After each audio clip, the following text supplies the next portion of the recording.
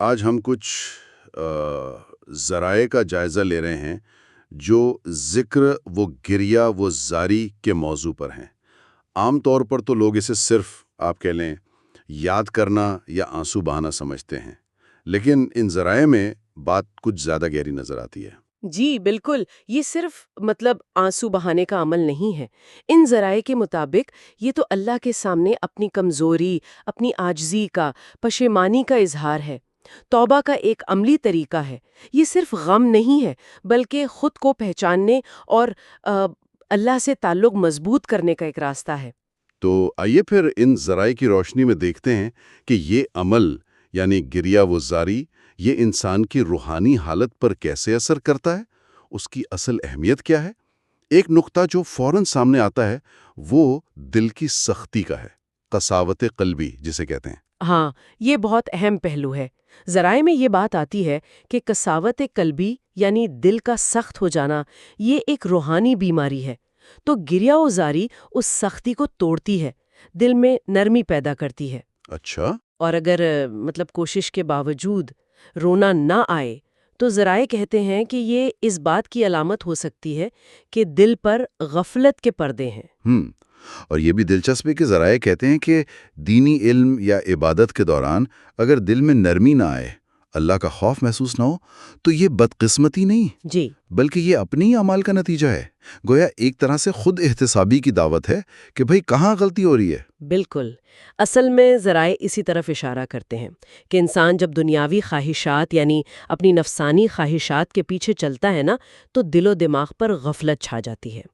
گریہ و زاری ان پردوں کو ہٹانے میں مدد دیتی ہے۔ صحیح۔ ایک حدیث کا حوالہ بھی ملتا ہے نا کہ ہر بچہ فطرت سلیمہ پر پیدا ہوتا ہے، لیکن ماحول اسے بدل دیتا ہے۔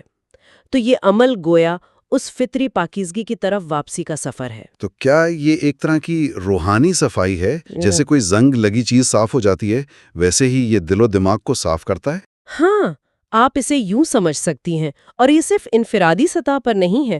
ذرائع بتاتے ہیں کہ حقیقی مومنین راتوں کو عبادت، مناجات اور گریہ و زاری میں گزارتے ہیں۔ اس میں پھر وہ مختلف ڈیووشنل ایکسپریشنز بھی آ جاتے ہیں، جیسے مناجات، منقبت وغیرہ۔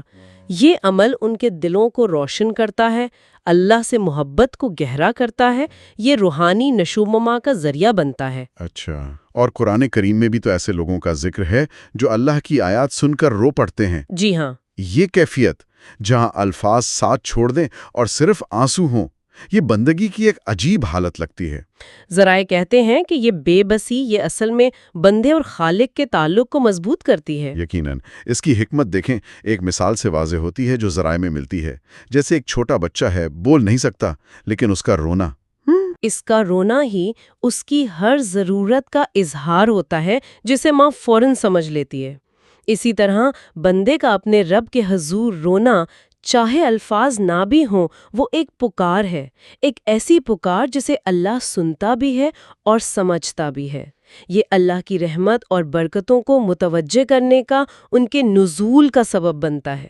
تو ان ذرائع کا خلاصہ یہ نکلتا ہے کہ ذکر و گریہ و زاری محض ایک جذباتی رد عمل نہیں ہے، نہیں، بالکل نہیں۔ بلکہ یہ نفس پر قابو پانے، دل کو غفلت سے پاک کرنے، اللہ سے اپنا تعلق بنانے اور روحانی طور پر آگے بڑھنے کا ایک باقاعدہ مؤثر طریقہ ہے۔ بالکل، مختصراً آپ کہہ سکتی ہیں کہ اللہ کے حضور یہ عاجزی اور یہ آنسو، یہ نفسانی خواہشات کا جو غبار ہے نا، اسے وقتی طور پر ہٹا دیتے ہیں اور عبادت کی اصل روح کو سامنے لاتے ہیں۔